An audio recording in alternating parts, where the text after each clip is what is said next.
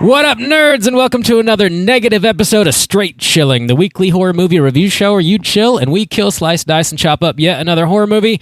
My name is Bob. I'll be your host for the evening. This is episode 452, recorded Sunday, December 3rd, 2023. Tonight, we're talking about a new release. It is Godzilla Minus One. Before we get into it, let me introduce everyone else on the show tonight. First up, calling in from Washington, D.C., we got your boy Randeezy. What's up, man? What's going on, buddy? I'm surprised you're planning to be so negative today. It really doesn't seem like the movie for that, but I know. Plus one. I'm glad those bumps still have some legs, still a little life in them. You know, you can't beat Taco Bell advertising for reusability. You can't do it. Really good stuff. It all ages. You can put them in a cool Godzilla cup holder. It all ages so Bob, well. show me your cool Godzilla cup holder. Here it is. Look how cool it is. It's so cool. Bob spent legal tender on that.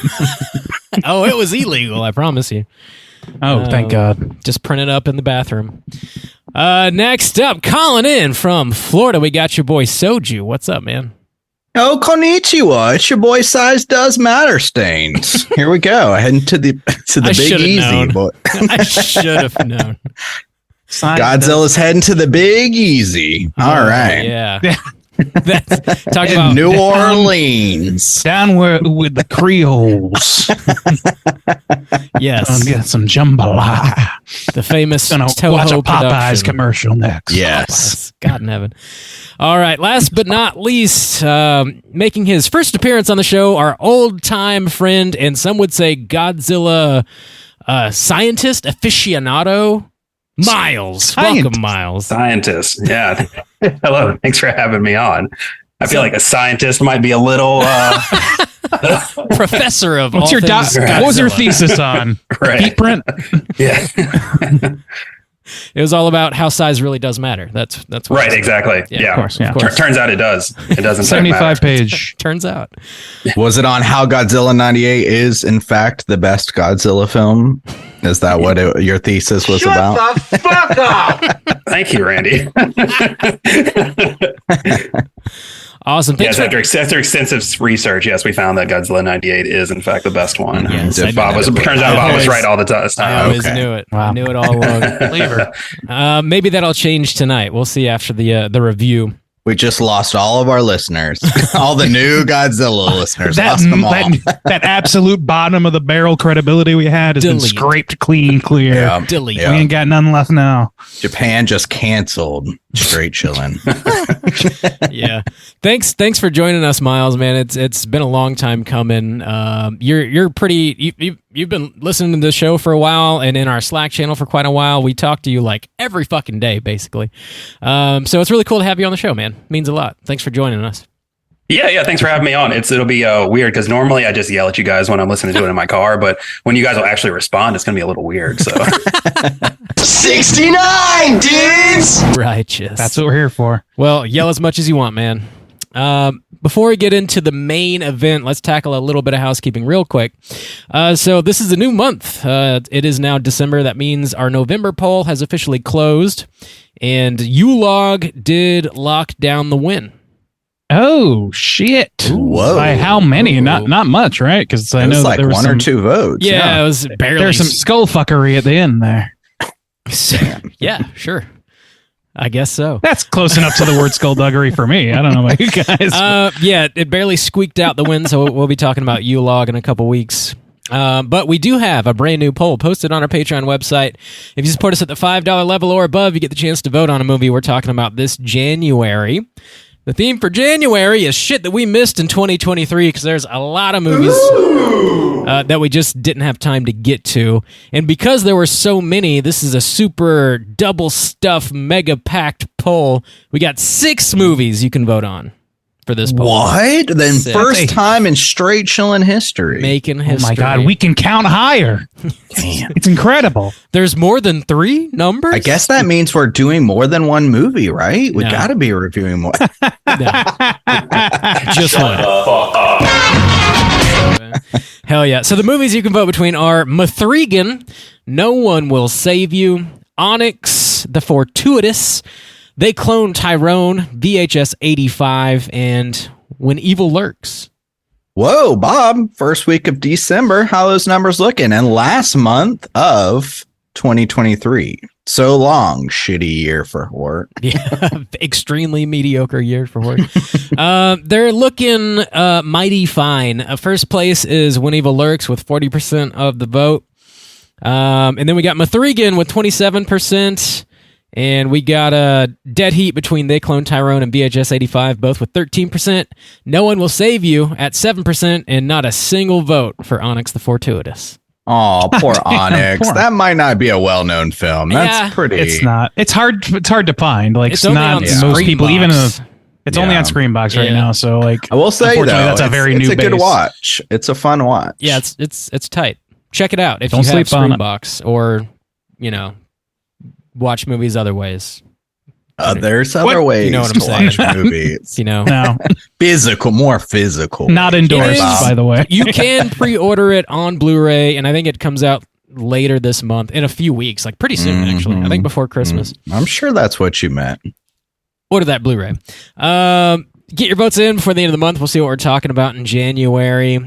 Speaking of mini casts, we're dropping another mini cast this Friday. On the 8th of December, Justin recorded a nice little mini cast about a new release just hit Shudder this past Friday called It's a Wonderful Knife. Yes.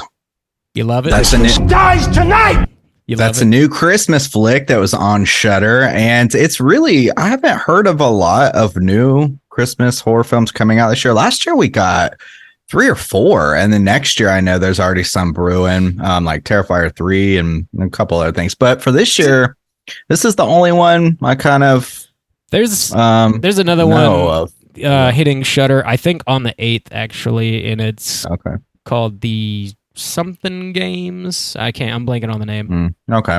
Well, this one's got Justin Long in it, and as you could Sacrifice probably Yeah, tell, yeah. it's a spoof off of It's a Wonderful Life. Same Oh. kind of premise. But yeah, it's kind of like a slasher, Christmas slasher, pretty much. Cool. I'm excited to check that one out, honestly. Yeah, so check that out.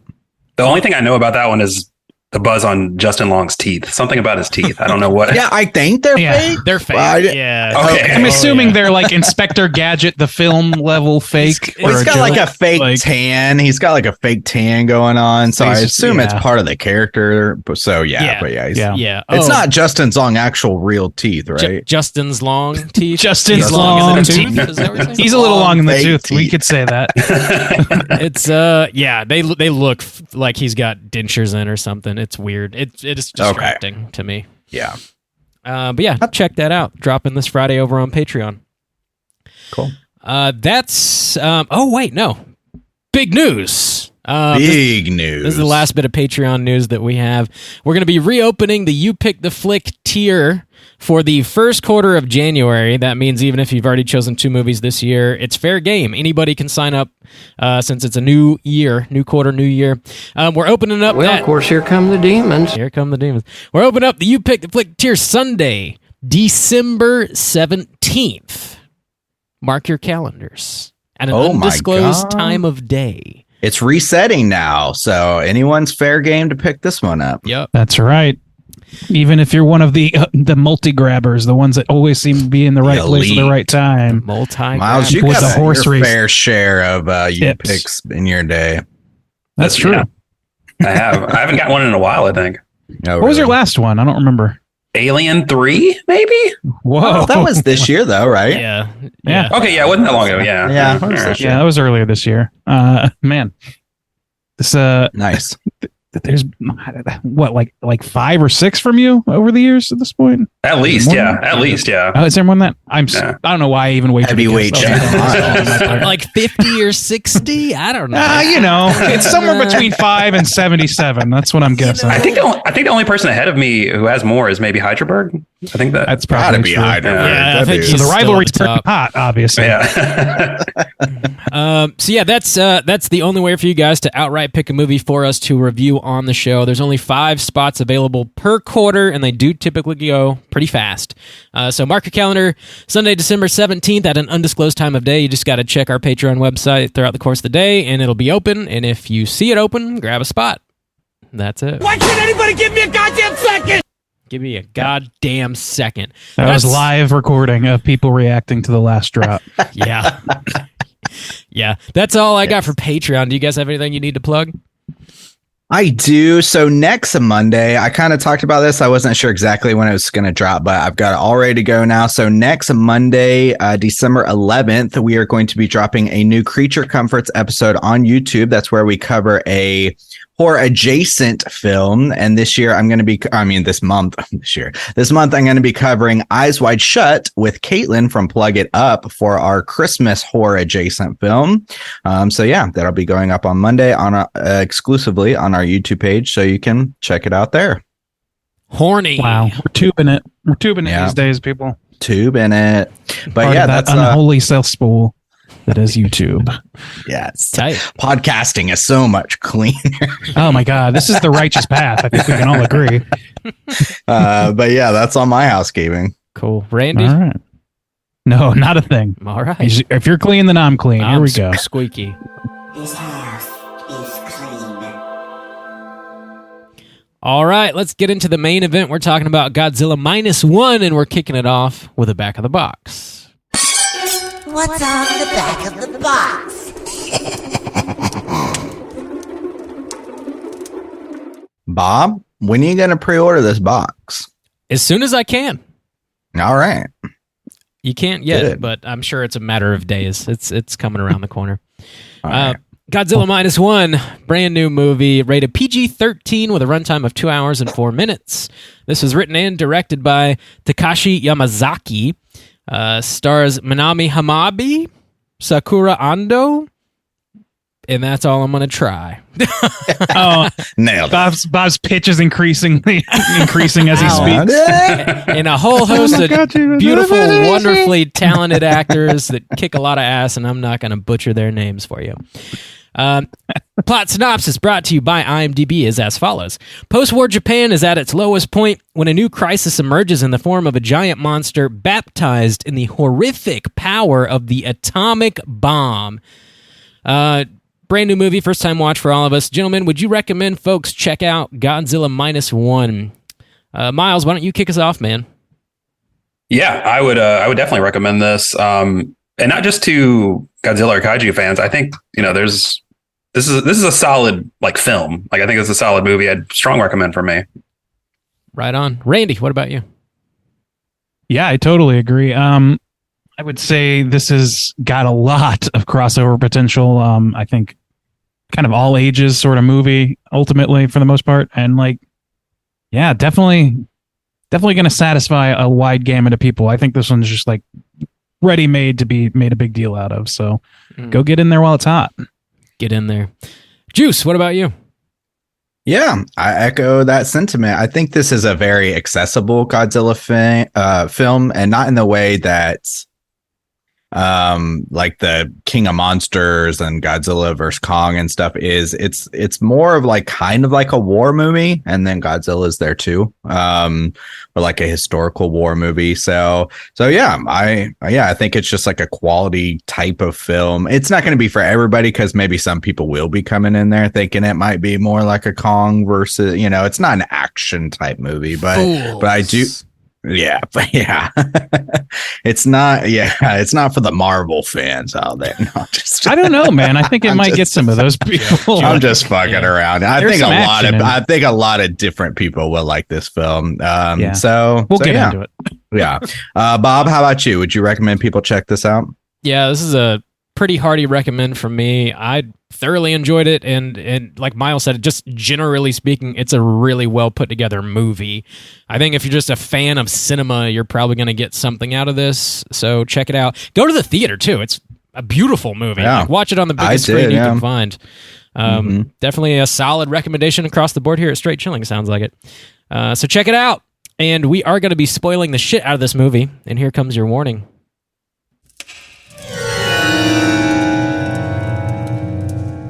Spoiler warning.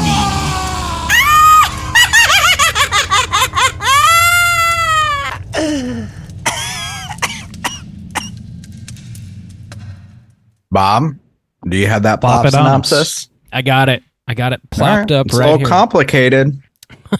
These names, man, I might. Rob, do you recognize these places in Tokyo? I want you to Yes. specifically mention all the places you recognize. I went to all of them, and I know. Oh my God, I've seen that exactly rebel before. where they are. That pile of yeah. rebel, yeah. I know that. I recognize that anywhere. All right, yeah. Here's the synopsis for Godzilla Minus One. In 1945, nearing the end of World War II, kamikaze pilot Shikishima claims to have issues with his aircraft. He lands on Oto Island for repairs, but the mechanics don't find any issues with his plane. Lead mechanic Tachibana insinuates he knows there's no issues and that he fled the war intentionally. Soon after, a large dinosaur-like creature, Godzilla, emerges from the water and kills everybody on the island except for Shikishima and Tachibana. Tachibana blames Shikishima for the deaths because he froze up when he had the chance to shoot the giant creature. Jump forward to 1947. Shikishima has returned to Tokyo to find his parents and several other folks have been killed during the bombing of Tokyo. He starts a relationship with Noriko, and they adopt a child named Akiko, whose parents also died during the war. Shikishima finds work on a minesweeper and makes friends with the whole crew, one of which is a former naval weapons designer, which comes into play a little bit later. Godzilla is then mutated and enlarged by United States nuclear testing. It destroys several ships, and the minesweeper is tasked with stalling Godzilla's approach of Japan so their larger warships can arrive and attempt to kill the creature. The minesweeper detonates a mine in Godzilla's mouth, but he regenerates and ultimately destroys their larger Navy ships when they arrive with his heat ray. After living with Noriko for 2 years, Shikishima finally shares his war experience and survivor's guilt with her. The following day, Godzilla makes landfall in Ginza and destroys the city, leaving Shikishima to believe Noriko is dead. After the attack, the former naval weapons designer proposes a plan to kill Godzilla involving wrapping a cable around him strapped with Freon canisters that will be ruptured, lowering the buoyancy of the water and dropping him about 1,500 meters, and ideally crushing him under the weight of the ocean. If that fails, Plan B involves large balloons also strapped to the cable, which they'll inflate, causing him to shoot up to the water surface, resulting in death by rapid decompression. Shikishima also gets the plane mechanic Tachibana to repair an old warplane so he can load it with bombs and fly it into Godzilla's mouth as a failsafe. The plan is implemented and Godzilla is dropped to the ocean floor, but he doesn't die. They inflate the balloons, and before he breaches the water surface, he chews through the balloons. Several ships manage to pull an injured Godzilla up out of the water. He begins charging up his heat ray, and as he opens his mouth, Shikishima flies his kamikaze plane into his mouth and blows Godzilla's head clean off. Luckily, Tachibana installed an ejection seat, and Shikishima parachutes safely back to his friends. And out back on the dock, he receives a telegram saying that Noriko has ultimately survived the attack. He and Akiko are then reunited with her at a hospital, and the movie ends with a close-up of Noriko's neck, revealing some sort of potential radiation sickness that resembles Godzilla's kind of rough skin. And then we also see Godzilla's heart deep in the ocean still beating. Roll credits.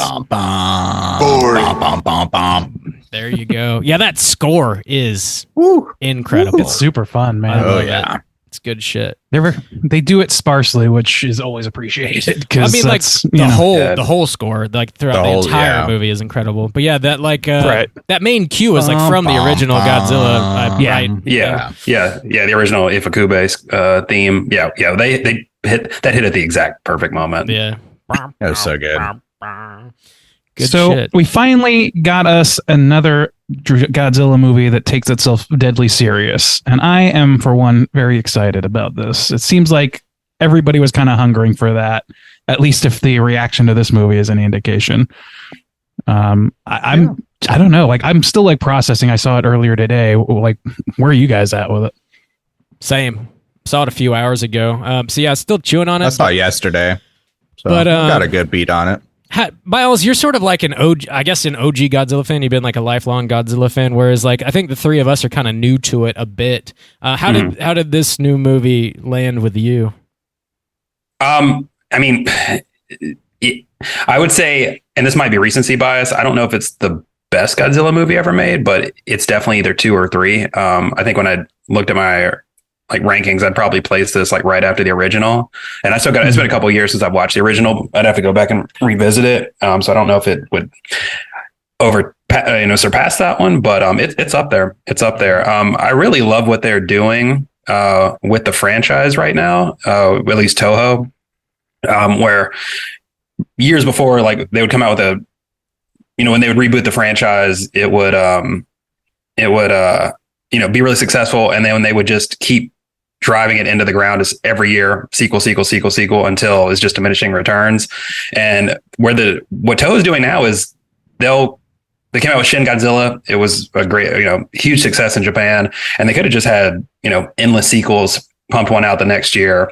But they didn't do that. They waited until somebody had a good idea, had the right director, right story, and came out, and it hit again. It was great. I mean, I love Shin Godzilla. I love this one. I love what they're doing, where they're just kind of taking their time. Let's drop one every 6-7 years and just make it sure it's quality. Yeah, I mean, they can trust Hollywood to keep the name in the press the rest of the time. Well, that's the thing about it. I mean, I liked Shin Godzilla when it came out too, and that was 17, right? 2017 or 16, 17 or 16, yeah. Okay, yeah, but I mean, we've had 2 or 3 movies with him in it, and then they also, I remember maybe around 18 or 19, there was that animation that was on Netflix maybe, where it was like some kind of space thing going on, and Godzilla was like fucking ginormous. I watched like the first season of that. I don't remember much about it, but I don't remember that at all. But anyway, I think I did a mini cast on it, but he's been around, and that's the kind of cool thing about Godzilla is that, even though we got Shin Godzilla, we just come right back into another story that has nothing to do with that whatsoever, and it works perfectly fine. And you kind of never know. He works both as a villainous thing, a problem to overcome, a disaster, and then sometimes he works as this kind of like heroic thing, and people love that shit too. It's wild what they're able to do with that, and I think more film franchises at least should be like recognize elements of this and try to pull some of that off. I mean, because you don't need an origin story. We got that new Batman movie that came out last year, and they kind of did the same thing, where it's like, oh, this is Batman. Like, you don't always need to just like drive this trilogy or drive this like same story going. That's just like the common logic in Hollywood to like, sure, it's like, easy. I get it. Yeah, with a Godzilla or a Batman, like these are such like iconic properties that belong to so many different iconic pieces of media that they can't really be tied to one on a permanent basis. Like, you could just like Batman's been iconic 100 times over in America and beyond, and Godzilla, and certainly in Japan and abroad, has kind of had a similar thing. It's disassociated almost to the point of being a mascot for so many years, literally, that you can kind of do whatever the fuck you want with it. You can make a Godzilla comedy. You sure shit could. Like, you can make. They've made multiple Saturday morning cartoons. Tammy and the T-Rex. You could do a raunchy sex comedy with Godzilla. Godzilla Size does matter. Where he goes to college. Yeah, that's the one. That. Please. It exists. Peanuts in your face. Peanuts in your face. It's out there. Something I really liked about this one, and I haven't seen every Godzilla movie made by any means, but I really liked that this was a period piece set in the 40s, and it very directly touches on and references World War II in a way that seems, I think a lot of other Godzilla movies dance around a little more or just don't really address at all in any way, but this is it's just about that. And I appreciate like how direct they were in it. And I thought they did a really good job at like showing, I assume, how things looked in the 40s, like with the clothing and like the style of it, and even the sort of like the filmic look of the movie. It had this like kind of saturated, like earthy tone to it, and I just really like all of the aesthetic choices they made. And I thought they all like really enhanced the time period piece of it all. I agree. Yeah, I liked it a lot too. Yeah, even like the small kind of Tokyo coming up, just the house that he builds and where the kind of normal people live, which is crazy to think of, Tokyo as the metropolis that it is now. Yeah. And to think it was less than 100 years ago that people were living in houses like that. That's beautiful. It's fantastic. I love to see shit like that. I I honestly think that like on the American side of things, like we're, on state side, like we have just, there were many, many years there where because it was a result of war, things that we fucking did as Americans or whatever, like it was almost like something you just didn't talk about, or like you couldn't talk about in a movie that was a silly monster movie, not directly. And Godzilla sort of like managed to get around that in America, and this one just kind of like hits it, because I think America's like in a place where it can reckon with something that happened that long ago, finally, like where it can be intertwined. It seems like it's very much coming from the perspective, like top to bottom, this isn't a Japanese movie. You know what I mean? Like this is speaking to the experience of being a Japanese person at that time. It's clearly speaking to stuff that none of us have lived experience in. So it's almost in a way educational feeling to me. And I don't know that I can back that up, except it just feels so authentic in its depiction of post-war Japan that I kind of feel like I'm like getting to immerse myself in that, even though it's also a crazy monster movie with fucking heat rays and shit. Like, I love that. There's something like really great about the authenticity in this movie, is I guess what I'm driving at. Yeah, and I'm not an expert on like the political climate in Japan by any means, but it feels like they're at a point now as a country where they can make a movie like this where it's not.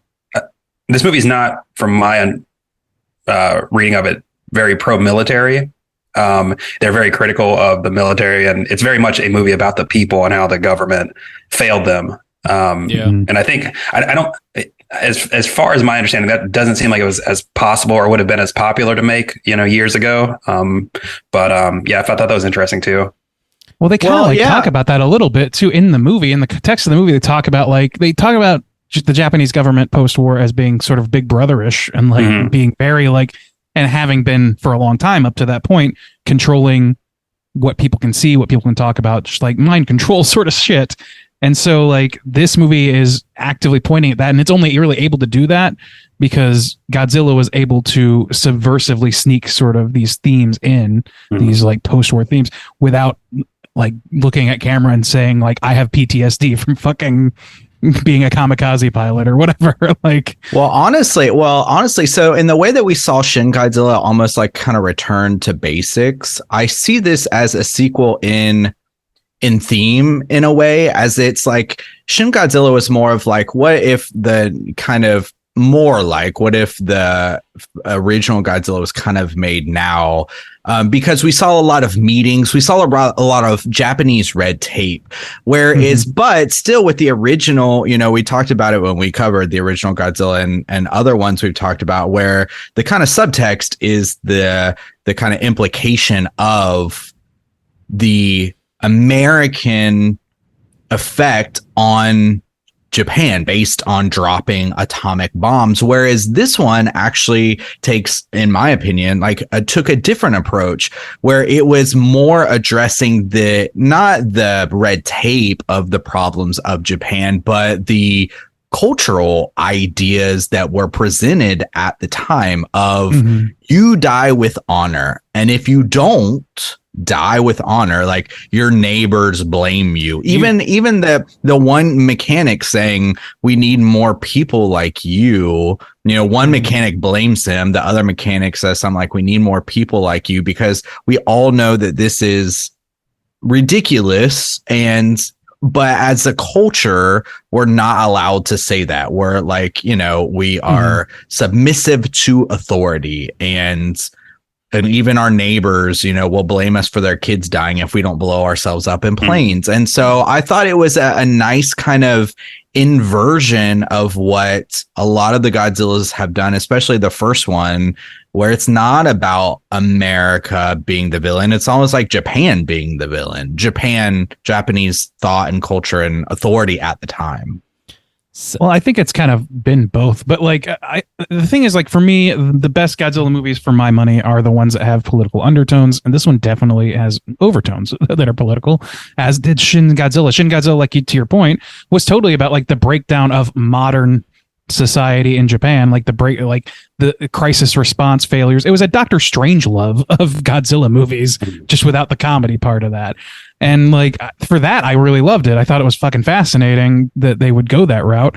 But this one just makes it like a true, honest to God hero's journey tale, like an odyssey, while also telling a very intense story about exactly what you said, like the idea of honor and like sacrifice and all those sort of things. In the end, like it's there, nobody is like being hyper individualistic at the end. That's not what success looks like for this team. What it looks like is a community rising together, banding together, and becoming, cogs in a more efficient, a more specific squad that works towards goals that are beneficial to them. And I think that's the ultimate function in government, is when you can do that. And so like it critiques and offers sort of like what it could look like without it becoming like the American ideal of hyper individualization. So I think I love all that about it. I think it's really interesting. I thought it was really something I never really considered, and I don't know how many Americans would, is like if you had been a kamikaze pilot that survived the war, that would be shameful. Like the idea that you are alive is shameful. That you survived the war is like bad. It's just like, so how damning is that? Like you just at a certain point, I imagine, would stop telling people you were ever a kamikaze pilot. But that's like an interesting thing that he has to wear, and then dealing with his survivor's guilt. On top of that, like the shame that everybody's heaping on him because he saw all of his friends die and he's just unable to do anything. It's just like really interesting, and that actor is amazing, dude. Like he kills this role in multiple scenes. He's just like really going, like swinging for the rafters. When he's after Ginza gets like completely demolished and he's like kneeling in the rubble screaming, fucking incredible moment. And when he finally shares like his war stories and stuff, and he has another breakdown, it's another fantastic moment. Really, the acting across the board in this is amazing. Even the little girl, the child actor, did a good job too. That shit was heartbreaking. Yeah. I don't know, like raise your hand, say it out loud if this movie brought you a little closer to tears than you expected. Yeah. Yeah. Sure. It did. Actually, yeah. So there was a couple times I got choked up. One of the ones that wasn't like one of the necessarily maybe the most obvious ones was when the young guy, when they're going to prepare for their mission, they're like walking out the meeting and the young guy is like, yeah, let's go. We're going to go. And they're like, you're not coming or whatever. And he's like begging them to like take him with, like, I don't know. It just like that hit me because we spend a good deal with these kind of people. And I love the characters that they present to us and how they kind of come together and how they kind of look out for each other and how they all have their own like certain kind of roles, but they feel like very realistic. Did it remind you of Jaws at all when they're on the boat? Absolutely. Yes. Jaws vibes. That had to, like, that was absolutely a conscious decision. It's such a brilliant like way of like introducing us to this crew as a clique, and showing like how they're kind of forged in fire as being friends, even as things escalate and they could totally go off on different paths entirely. But like they just insert a mini Jaws in there to solidify that bond, and it's fucking brilliant, and it works really, really great because it's also like an action-packed fucking scene. Like you get a lot of action out of that. Yeah, that's the second time encounter with Godzilla, right? Yes, yeah, for our lead. I mean, yeah. That scene was amazing. Yeah, that's probably like that might be one of the best scenes in any Godzilla movie. That whole sequence with the boat. And something else I liked about this that made that scene work is I think the Minus One Godzilla is the smallest Godzilla that's been in a movie other than the original. I think he's barely bigger than that one. And I think that's interesting because you see the trend like over the years, there's like, well, this is the biggest Godzilla ever. And then this is the biggest Godzilla ever. And it just gets bigger and bigger. And the one in the anime movies is like literally the size of a mountain. The anime movies. Yeah. They're terrible. But it just, there's so many. It just, when you make it smaller, like that sequence where they're on the boat, you could never do that with like the Godzilla movie in the American movies now, like the legendary Godzilla. It's too big. It would like eat the boat immediately. But because it's so small, you can almost like it feels like more of a threat. It's closer to the people. you can see them interacting in the same scene, and it makes it more personable when it's he's smaller. Also, it makes sense because the buildings back then were smaller, so it doesn't have to. Yeah, well, you can he's still towering over them. That's you an can interesting build point. tension that way because it's not just a foot immediately crushing an entire city and then it's done, there's some play there.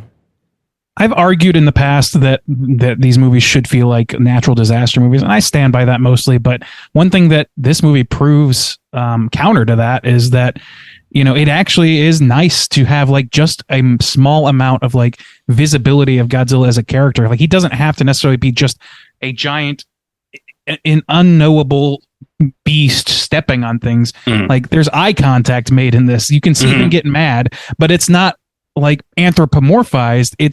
It seems wild, and that still works. And it kind of gives you the best of both worlds. It toes a line that I didn't really realize could be walked that well. Yeah. 100%. I love the design with the spines. I thought we've seen a couple different iterations of that, especially with his heat beam and stuff like that recently, and that blue kind of glow. But the way they kind of poked out and raised up or down, whatever, it was just, I don't know. It looked really cool to me. The toys sell themselves. Yeah. I guess that was a reference to another earlier Godzilla, all out monsters or whatever. I forget. I was reading trivia about it. Yeah, this the director pulled a lot of inspiration from, and I'm not making the title of this up. The full title of the movie is Godzilla, Mothra, and King Ghidorah. I'm fucking it up now. All monsters, all out attack. You call it GMK for sure. Yeah. But he took he took a lot of inspiration for that. The Godzilla in that movie, that one's like a monster beat 'em up too, but it plays those themes of like the trauma from World War II. They don't do as much with it in that one. Like they set it up and then it kind of just evolves into monsters punching each other at the end. But Godzilla in that movie is the reincarnation of all of these spirits of people who Japan committed war crimes against. Damn. Yeah. That's intense. Yeah.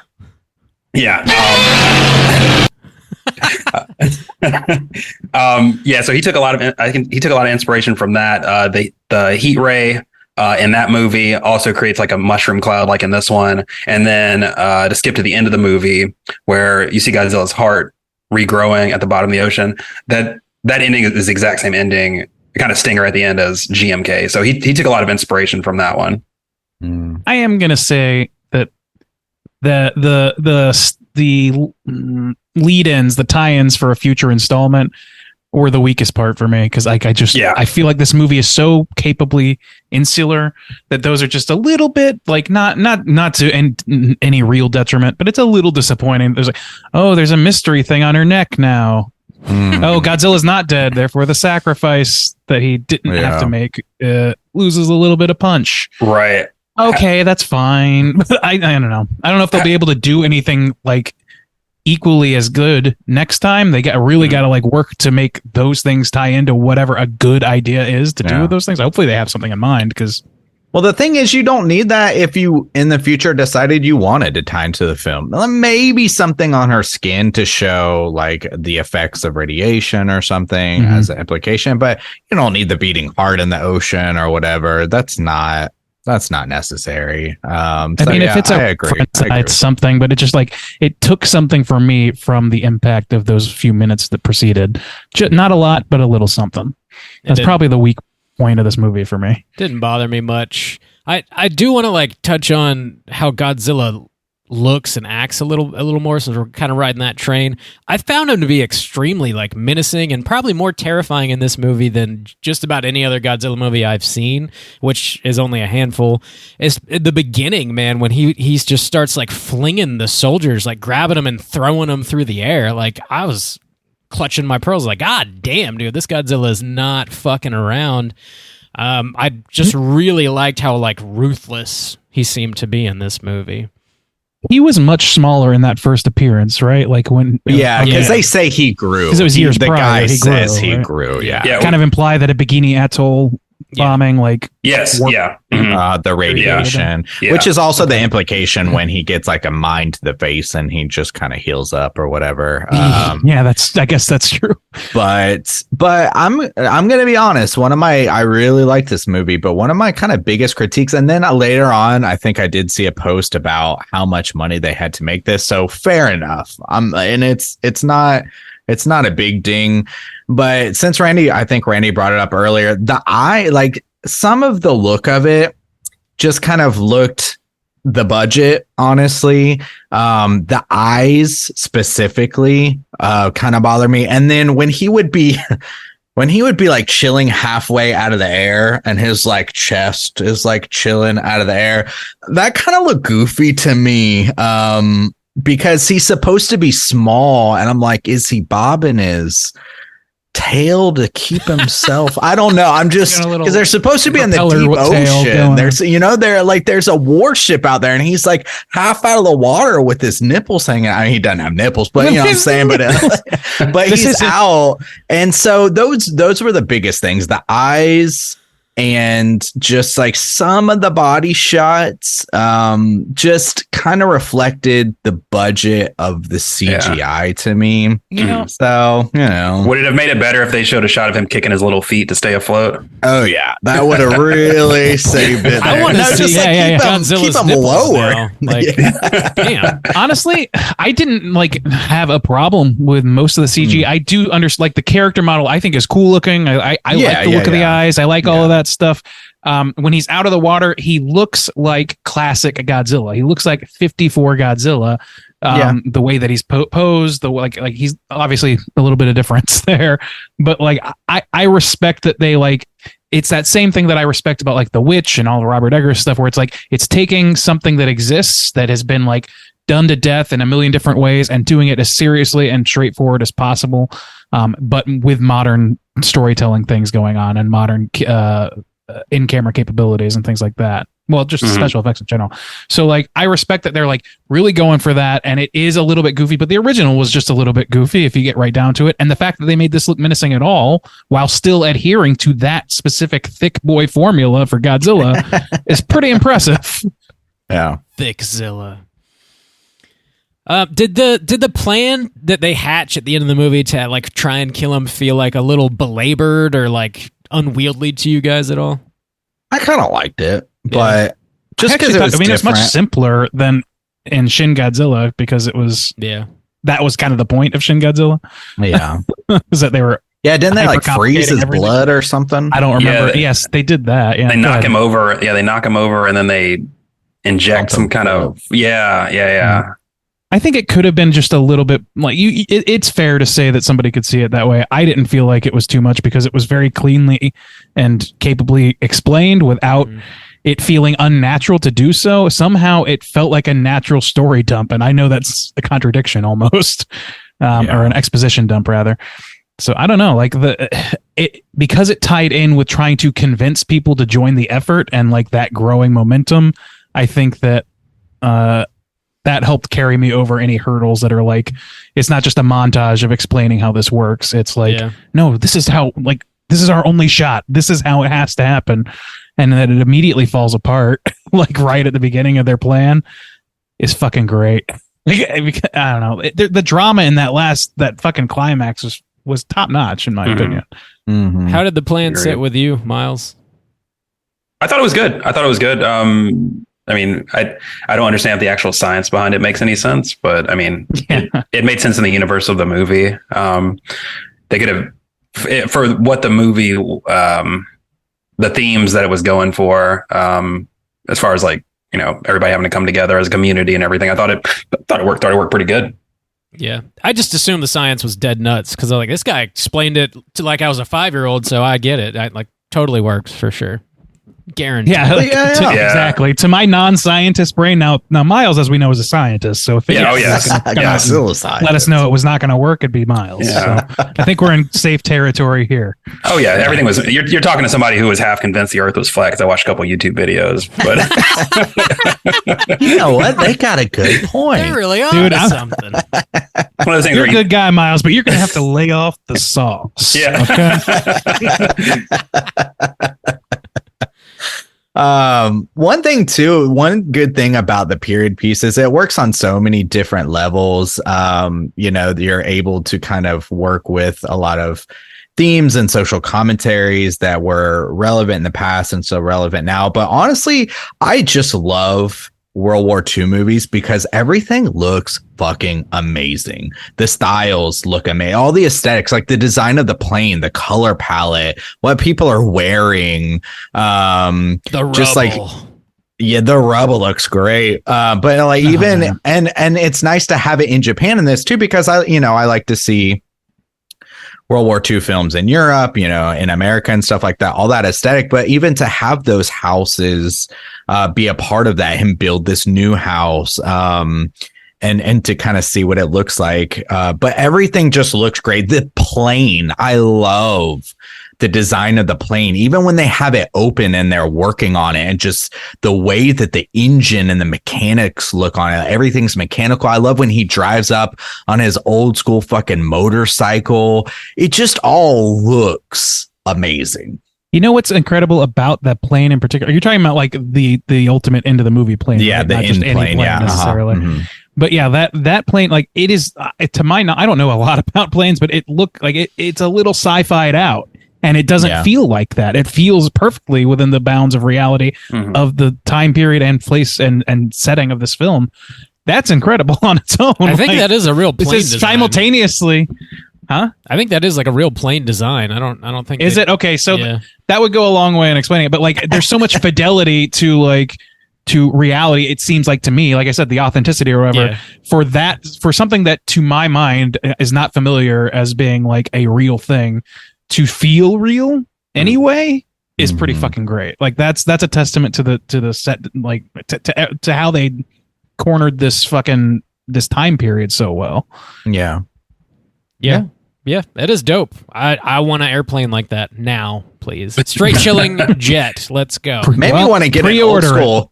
It made me want to get an old school motorcycle. And then also too, with our friend Nicole posting these pictures of an old movie theater she might buy. I was just like in the zone this weekend of just old school, amazing. Let's talk more about Nicole's personal finances real quick. Yes. Okay. Well, see, the problem here, the escrow. That's what's gonna bite you in the ass. You gotta watch that escrow. Oh my god, let's just talk about it for a while. Gotta waive those inspections. I mean, she was posting on public. I'm breaking balls. I'm just breaking balls. Oh. Yeah. No, I heard she's having some real serious problems with her husband too. Yeah. The show is increasingly getting more and more just for people who are on our Slack. Yeah, this is a great advertisement for our Slack right now. Yeah, join up. We'll air your dirty fucking laundry on our podcast and have you on our show. It's a drama blog. Exactly. Where are you from again, Miles? Right. Miles, you have any drama you want to start right now with the Slack? Oh yeah, so much. All right. Those skeletons. Time to drag them out of the closet. Yeah. Let's go. Let's cut a promo real quick. Yeah. You can call out whoever you need to call. Yeah. I've been wanting to call it Jim G Baby for the longest time, so let's just get it out. I'm coming for you. Yeah. G Baby. I'm gonna wax that fucking poor pass. Now we're really getting in the weeds. In the weeds. Hey, there's a movie called Godzilla. Let's talk about it. Sure. But yeah. Go ahead, Miles. Bob, shut up and let Miles talk. I'm shutting up now. Bob, why are you just Open your mouth for the aggressively next just 10 so minutes? speaking? I'm so sorry. He just mute me. No. Sorry. Bob, you're bringing up, I want to circle back around to the acting because you're bringing up the acting and performances. And I thought they were really great. I saw a few people here and there on the internet where they were saying that like they typically don't like Japanese acting. They think it's over the top. But I didn't feel like that in this. I think what that is American cinema has a real problem with sincerity, especially blockbusters, where you can't take anything fucking seriously for a second. Everything, and this is mostly because it's not exclusively a MCU problem, but it definitely started there. I think where there can't be any tension at any moment. Everything has to be undercut with a joke, and everything's ironic. And I think when we see something that's portrayed as sincere, it kind of comes off it comes off as corny, but I didn't get that from this. There was obviously lighthearted moments in the movie. There were some jokes, but it didn't take away the tension. Like Godzilla didn't knock over, step on somebody's car, and they're like, oh, I didn't renew the insurance yet, or whatever the fuck happens in these movies now. Like, yeah, well, that's so true. Well, even so, to touch on that, I honestly, this is not something I thought about at all. But it just popped in my mind as you were describing that. Also, too, I think possibly a problem with like male vulnerability, because even when you said, kind of like how the MCU cuts these quips and so, stuff like that. And the first thing that popped in my mind was the scene with like Iron Man and Spider-Man when he's like coming back to life or whatever, or he's dead or whatever. And then, there's an emotional scene, but immediately it's followed by like, whoa, I did this. It did like some quick talking and some little funny things. Like, male vulnerability is like, even if it's present, it's not ever lingered on. It's not presented in a completely vulnerable state, where this man, and that's it's another positive actually I wanted to touch on, aside from the acting, of like, even aside from the cultural things, having a movie that's essentially about survivor's guilt, as somebody who has survived a war or anything, living with PTSD, and the idea of survivor's guilt, watching a whole platoon of like your fellow soldiers get taken out, whether it's by a giant monster, realistically by a bomb or any guns, whatever. So that idea of of having a guy break down as a result of his survivor's guilt is not done often. And I didn't think it was over the top. I thought it was well acted. Spot on. It's what the movie called for. It's what it was building to. Yeah. And the dude acted his ass off. Sorry. Like if they threw in a quip, it would just, it wouldn't fit the tone of the movie whatsoever. Wow. But like this movie is about some heavy stuff, and they like force you to sit and ponder these things, which is why the movie's so successful. It's really good, I think, in that way. I agree that like it doesn't do that, which is a very American. I think Juice is really onto something with that, because it extends beyond just like being vulnerable in the way of like talking about your feelings or anything like that, or you can only really do that if you're speaking to a love interest or a mom or something like that, or maybe a brother. Like, it has to be very, like, the vulnerability is very contained, and then it's quickly after quipped or whatever. That's happening a lot in American movies. And I think that has a lot to do, like you say, with like not necessarily just male gender roles in general. Like the feeling that, one thing that seems true, at least to me, in Japanese culture, is like this, you want to be a part of something, you want to contribute to the greater cause and things like that, versus our individualism, rugged individualism shit. Both with their pros and cons, obviously, but like there's like a shame in like bowing your head to your superior and not throwing a spitball at him instead. Do you know what I mean? Like, that's from an American standpoint. From an American standpoint, yes. Like, there's like, I feel like the general American male might look at that and be like, just think like, oh, well, he's prostrating himself in front of somebody. That's not very manly. And that's another level of what you're talking about. And that's what I immediately thought of, rather than quips or anything else. It's just like, I don't know. This movie stares directly at these problems, and it doesn't blink. And that's what makes it powerful. Like, if you wink at it, then it loses a lot of that power. And conversely, if you are coming at it from an angle where you, like, their problems, you just can't like make them line up with your own, it can be a problem too. But this one, like, it really straddles that line. I have seen over the top Japanese acting before. I've seen Housekeeping. We've all seen Housekeeping.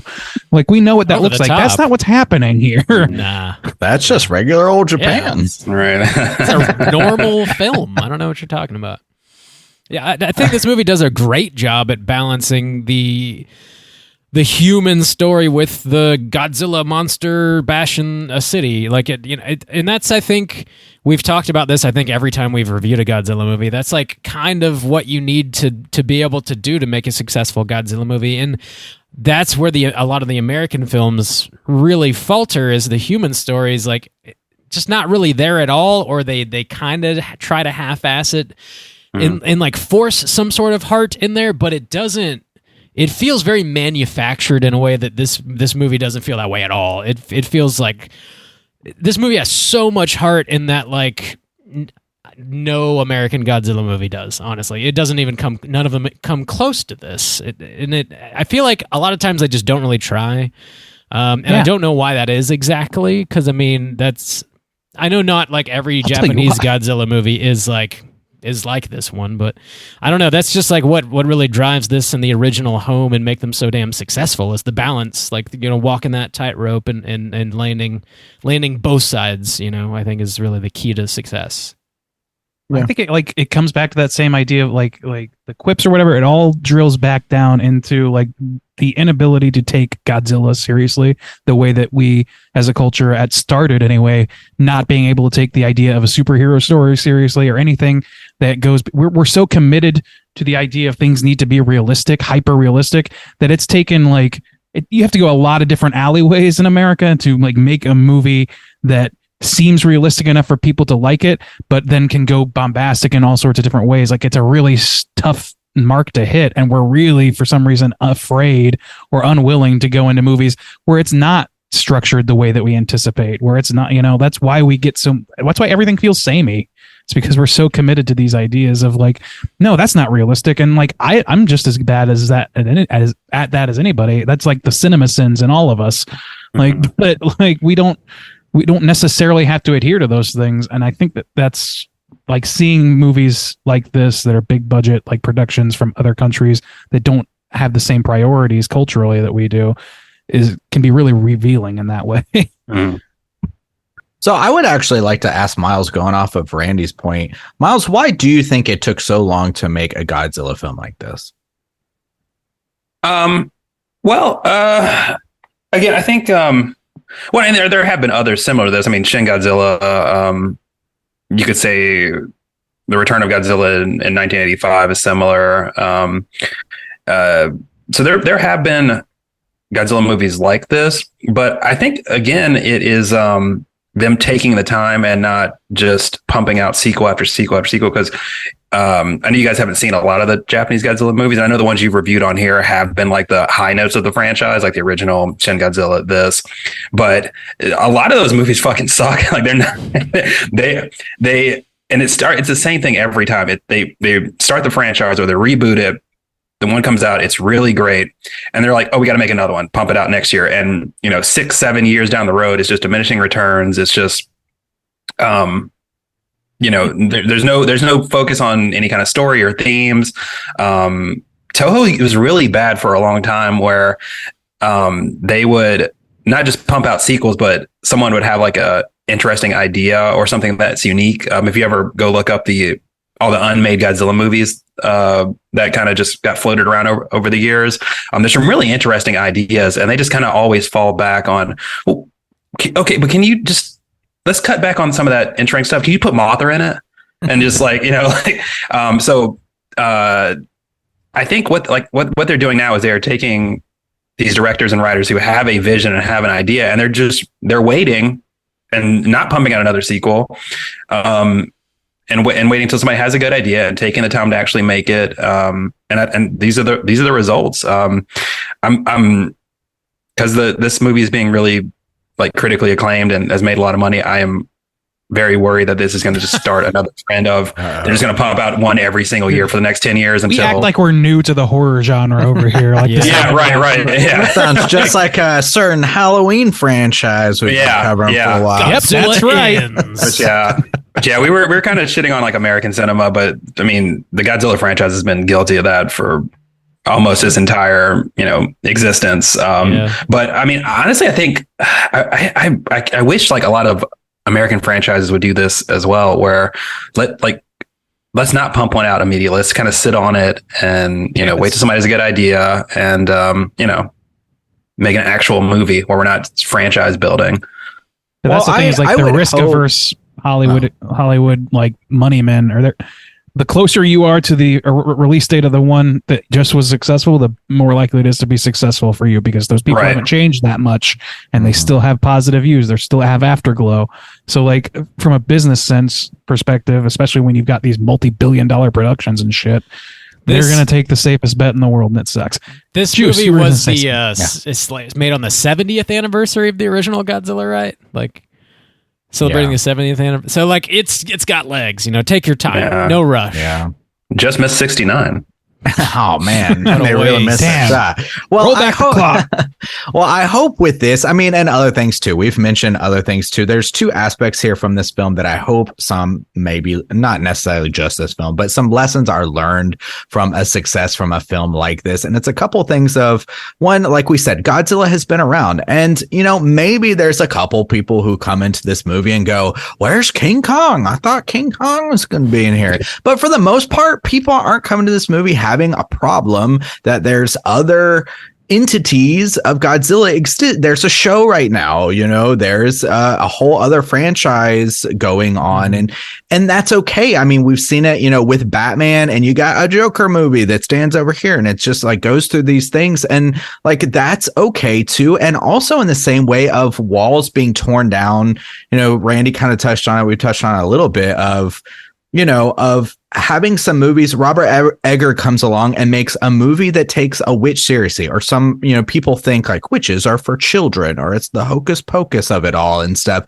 And you make a movie and you're like, oh shit. Or, Godzilla for decades, literally as a man in a rubber suit doing, wackadoo shit. Pee Wee Herman Godzilla for years in America. Yeah. And so people just expect that's what it's a Godzilla movie. That's what it's got to be. Or even with the success of the franchise that's out now, it's got to be this action packed. It's got to be fighting a giant CGI monkey with a hammer and shit. Like that's what it's got to be. That's what the people want. We got to give the people what they want.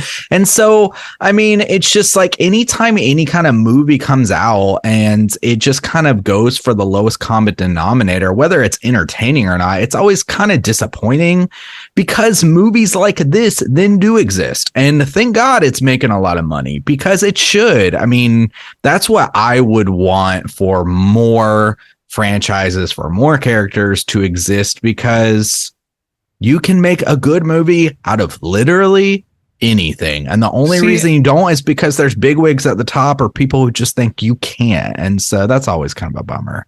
I'm just a little split on that opinion, and it's because on the one hand, yes, I totally agree that like I love that we now have like the cotton candy Godzilla version in America and the full course meal coming out of Toho, and I think that's a beautiful balance to strike for this character who's already kind of like split cognitively in people's brains.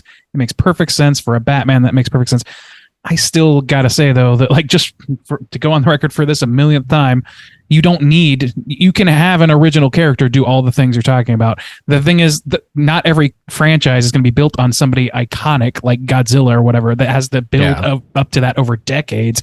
And in that time, it's really easy to see it as like disposable trash for many years or whatever. It's just like they're just keep hitting it, but eventually you hit this fucking nexus point where it's like, well, if they're gonna make another one, they could at least get a little weird with it, or like like we saw with Predator last year. Right, yeah, or Halloween. How many bad Predator movies do we have to make until somebody says, you know what, we probably could make a good movie out of this if we just thought outside the box for a second, So yes, it is something that I like. If you're going to be making a Godzilla movie, and God knows they will, this is the way to do it. Offer it like on a platter, like you have different subgenres you can enter. You can, if you have an idea, go for it. And also we have the Mortal Kombat version over here, and that's fine, and everybody's happy. But I also just don't think that endless amounts of money needs to be pumped into one franchise when you could just as easily tell a Mortal Kombat story without any Mortal Kombat people. Like you can do all that shit. It's totally accessible. You can make a first we got to get a good drama. It's just harder because it doesn't have that one thing that puts people's assholes right on the seats and sells the My tickets. asshole in the seats. Is on the this bare seat. hole needs to be in. I go to a very niche theater. A nudist theater. Gnarly. That's why Randy's picture is up at the Alamo. I was like, what? This man is banned They for call life. me the Oracle. They So call you that's the where orifice. Nicole's going with her new theater, I see. Okay, all right. A nude theater.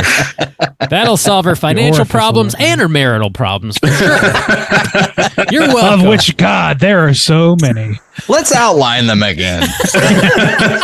Oh, no, not Oh again. man, I'm so sorry, I Nicole. hope she's listening. Oh, Nicole. Goodness gracious. Nicole's our good friend, and she is going to take this in stride, I really hope. Yes, we're all just breaking balls. She's cutting ties after this. That's it. This was the final straw. Yeah. Boys, do you have any final things you want to touch on before we rate Godzilla -1? I had maybe one more potential. I can save it for my thing. I might warrant some discussion. Quick, let me just pose it. Noriko is not really developed as a character. She's almost a, what is it called, woman in the fridge type of situation, which she's not because she doesn't die. But at the very, very beginning, I thought they set her up as a potentially interesting character who, you know, she's this baby's forced upon her, the way that she like deals with her situation that ends up with this guy and then kind of sticks around. Then as time passes, her character didn't necessarily go where I thought it was going to go, which is fine. It doesn't need to go any particular place. I just thought as the time kind of went on, she didn't go along with the development of the rest of the film. I agree with that. And that's a really fair point. I think that I don't think that she's completely undeveloped by any means. I think you're right that she starts stronger than she ends, because I feel like it seems like she's like a person at first who is coping like everybody. And that's what's so powerful about her adopting this baby and like trying to join up with this guy who can help her, who's clearly interested in keeping babies alive with her.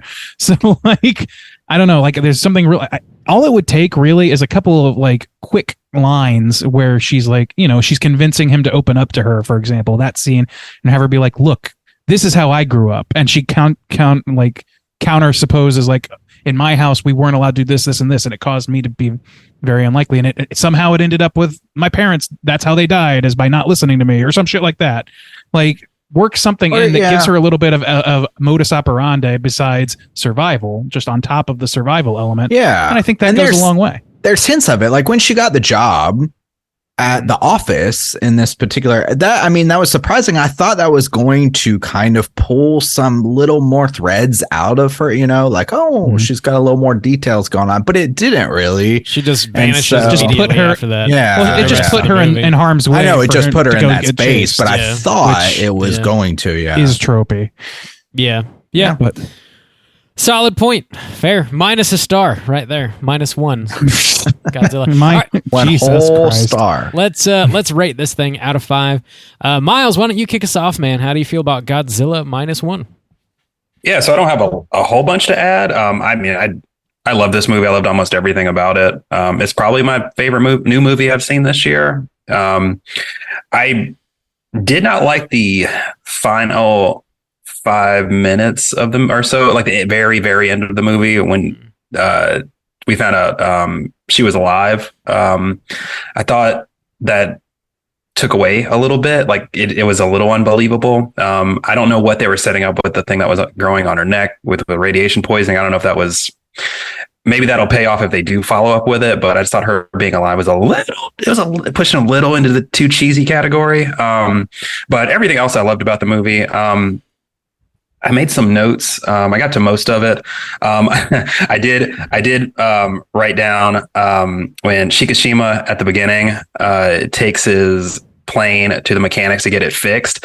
I said, "Oh, I do this at work when I don't want to work," and this is me calling IT. And they're like, "Are you sure there's something wrong with your computer?" I'm like, "No, bro, there's something wrong with my computer. Check it." Oh, yeah. And I know, I don't. Are you sure you just didn't want to go to work? I'm like, no, it's messed up. Trust me. It's ruined. It just sneezed. Yeah. Exactly the same as a kamikaze pilot. But 5 out of 5 for me.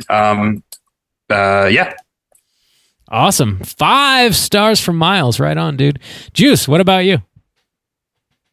Yeah, I like this film, and it definitely shot high up on the list for sure.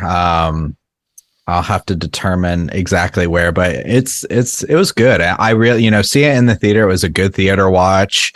And a lot of positives to go off of. The story was good. I love the time period for just the social commentary, the history, like Randy was saying, learning some things, the styles of the houses and of the city and people getting around and their fashion and the mechanics of it all, and just the thought process of the people and people coping with like after the war. All that just worked really well for me. It was super interesting in every aspect. The one I love that they included the one kid who just missed going to the war and having his perspective. It was just a lot of good stuff. I love the time, and we didn't really talk about it, but the time that they spent on the boat was good scenes and good character building, so that later in the film, when the young kid, even though we don't know that much about him, is calling after his friends, I choked up, and it was like had a lot of emotional resonance for me. And just the emotional resonance of this makeshift family, of something that he didn't really seek out. I liked that it wasn't like his actual real wife and daughter at first, because of like the guilt that he's carrying around. The exploration of survival's guilt was fantastic. I thought the acting was really good. And really my negatives for this one were CGI. It just couldn't, unfortunately, live up to 100%. For the most part, I'm fine. I like the design, but I feel like the CGI just couldn't live up to like such the hefty story that this film ended up being. And there's like a little bit where like it kind of took me out a bit of the fear aspect, or of like the believability aspect, unfortunately. And then some of that ending stuff, I didn't care for the heart. I mean, just to be a sucker or whatever, I get it. I totally see it as a positive. I was so happy for that dude when that chick was alive. Like, hell yeah. Yeah. I was happy. I don't know. I like that. But the stuff like growing on her neck, and I mean, they did set up a thing about, there's radiation in this area. We can't let people in. So fair enough, but we don't need the heart, and we don't need that stuff. The plan, it didn't really bother me, but there's some aspects of it that's like a little unbelievable. That's fine. But for the most part, I really enjoyed it. And it's just the smaller things, the underdevelopment of Noriko and stuff like that. But I'm going to give it a 4.5 out of 5. I liked it. Liked it a lot. All right. 4.5 from Soju. Bomb out of 5. Oh, hey. How'd you feel about Godzilla? How does it compare to Godzilla 98? 98. Well, I mean, 98's always going to be at the top of my personal list. It can't be dethroned. It can't be. There's nothing that can be made. Can't do it. This movie gave me everything that I would want from a Godzilla movie. It had a really fantastic main story with some characters that were written well, and I think were portrayed very well in a way that you're able to really like attach yourselves to them and follow the story. The Godzilla design I thought was really strong. He felt menacing and dangerous, and I really dig that it was like a period piece as well, set right after World War II, and like how just directly it was talking about how Japan was reeling after that. And it's just like the way it looked, the filmic look of everything. The crew on the boat was fantastic. I don't know. I don't have many negatives, honestly. I don't know how you would really improve upon this movie too much. I do want to mention again, the score was fantastic throughout the entire movie. I was like really kind of blown away by it. It's also like kind of a longer movie, but it never feels long in any way. It's like just over 2 hours, but it kind of breezes by. Short in the tooth. Short in the tooth, long in the tooth, whatever. It's got teeth.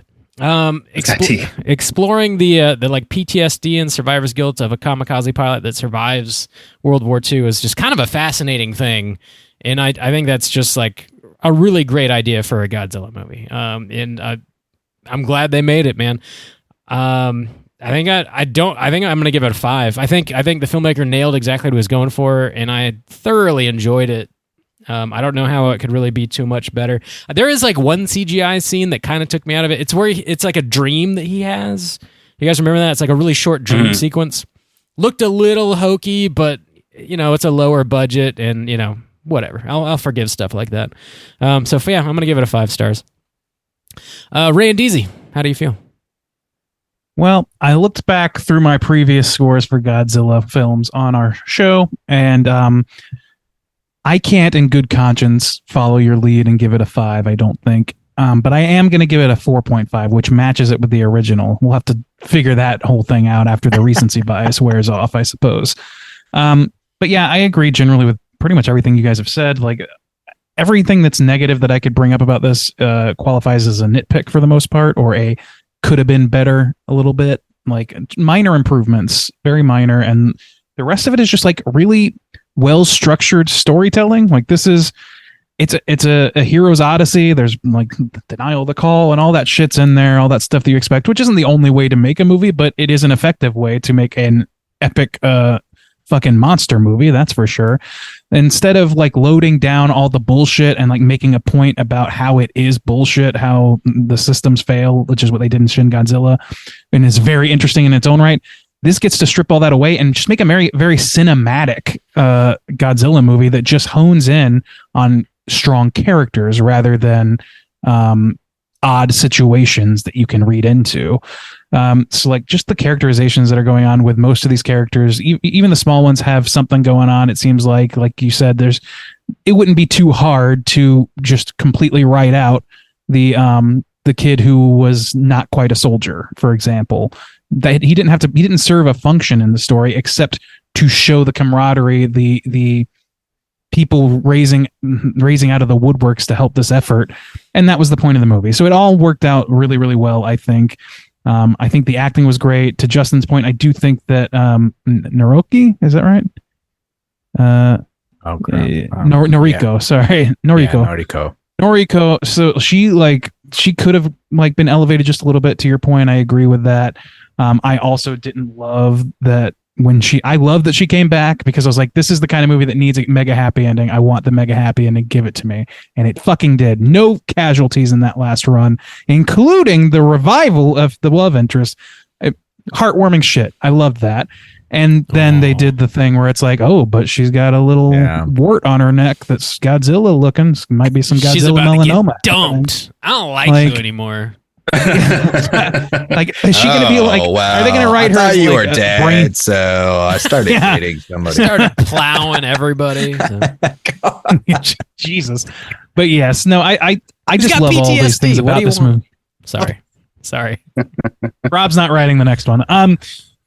Yeah, no, I really like this movie. I'm gonna give it a 4.5. Room to grow, room to diminish over time.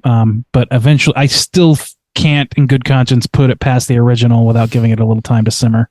So 4.5. Cool. That's going to put our aggregate at a 4.75. I did not go back. I'm pretty sure I gave the original a 5, but I did not go back and look at I this. actually don't think I did. I don't think...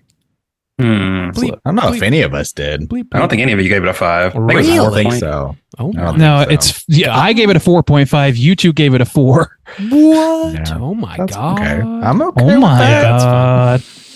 I mean, as long as 98 received a 5 from me, I'm fine. So we What? can Yeah, parse I that don't- distinction. I should have gone back to see what we gave Shin Godzilla, but I still think it's lower. I I would can say tell maybe you. about a 3.5. I or wasn't something. super hot on Shin Godzilla, honestly.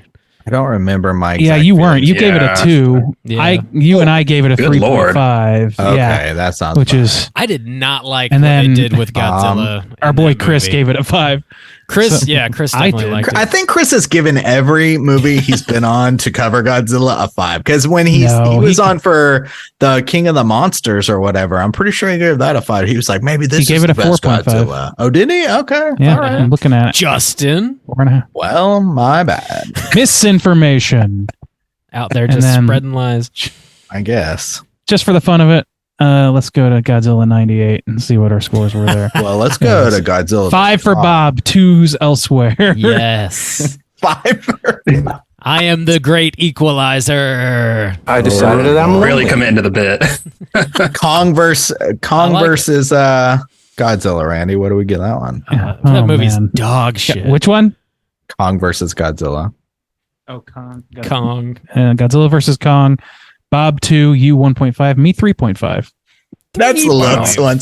Wow. Holy shit. All over it. You guys shat all over it. I was like, this is... How about King of Monsters? Randy, come on, look at us. I think I gave it the same, if I'm not mistaken. Actually, we've covered quite a bit of Godzilla. No, we have. We definitely have. Like sixth, I think. Sixth? Yeah. I gave that a 3. This one. You gave it a 3.5. Rob gave it a 2.5. King of Monsters. Yeah. So, yeah. Yeah, there you go. I liked it a little bit better, and I said that on the episode. I even listened back to the episode. Oh my God. Are you okay? I know. Are you going to be all right? No, I'll never do it again. I assure you. Well, we got more shit to do. Let us carry on, gentlemen. Let's get into our Rotten Tomatoes segment to see what the critics and users think about Godzilla Minus One. Certified. Now, I'm going to ask a quick question. Has anybody seen the tomatometer today? No. I have not. I have not seen it at all. I saw it pre-release, so I haven't looked at it. Yeah. All right. I just want to make sure because like I've seen news articles touting the thing right in the fucking title of the news article. So, all right, here we go. I'm going to jump in and stop stalling now. Okay. This is the Rotten Tomatoes segment in which I'm going to have these gentlemen guess within the best of their abilities what the aggregate positive score is on RottenTomatoes.com from both the critic and user perspective. We're going to start, as we always do, with the critic reviews. There are 75 critic reviews, and I'm going to start with our esteemed guest here. And Miles, out of those 75 reviews, what percentage would you say are positive reviews from the critics?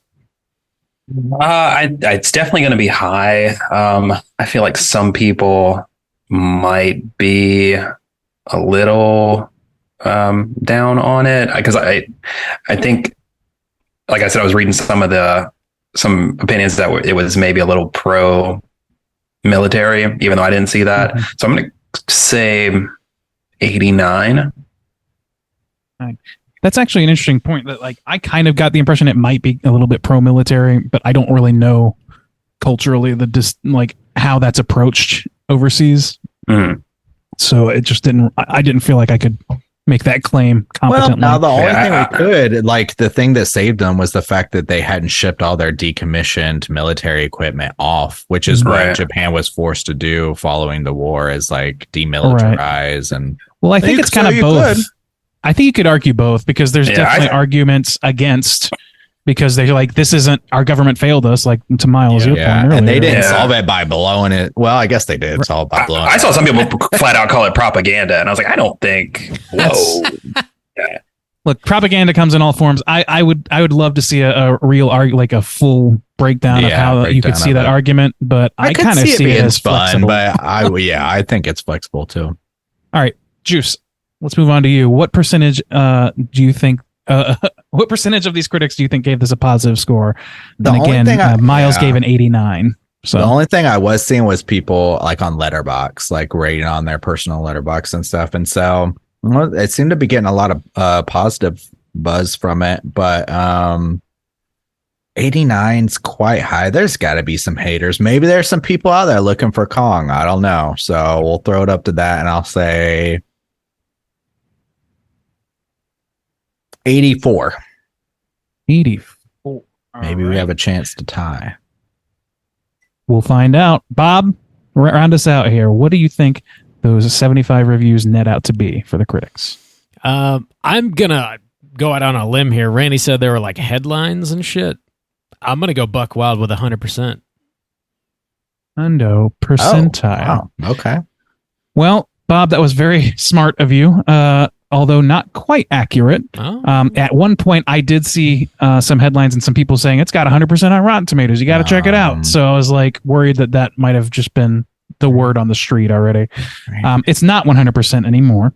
It's 97%. So Bob, you're still going to take away that crown. Nice. Yeah, Bob, that's a hell skeet for Godzilla. Godzilla appreciates your skeet, Bob. What a weird sentence to say.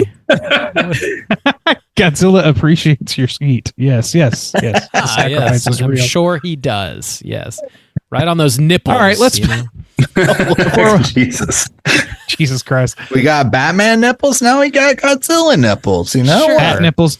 That Godzilla versus Kong is kind of the bat nipples of the Godzilla franchise, isn't it? It is. It's either that or it's Godzilla '98, but well, no, nah.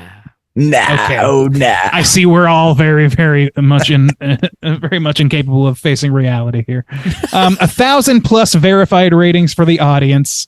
Let's go in reverse order here. Bob, why don't you take us away and tell us what you think those 1,000+ verified ratings net out to be? I still think it's going to be really high, lower than the critics, I believe.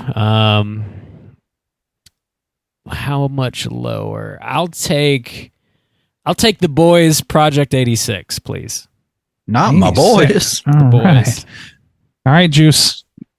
Be that meat. Tell me what you want. Damn, that 97 throws a wrench in my thinking. Fuck it. I want to go high now. I'll take the 90 deuce. 90 deuce. All right. Miles, round us out. Where do you think that these users are coming in on this? You've got your finger on the pulse of this better than anyone. So yeah, and the pulse of like Godzilla fans, but general population. I don't know. I'm trying to. A lot of people wouldn't go see this just because it's a foreign film. I might do a repeat. I might do an 89. 89. All right. Yeah. Well, the correct answer is only 6 small percentage points off. 98%. Whoa! From the audience. Juice, you're going to take that one with a hell of a fucking score on both counts here. That's a hell yeah, boys. Godzilla appreciates my eats. Right on those nipples. Yeah. Lizard. All right. Oh, wow. That's very impressive. It's very, very impressive. I was I read 100% from the critics. I was like, yeah, I kind of had the same thought you did, Miles. I was like, yeah, but it's still a foreign language film.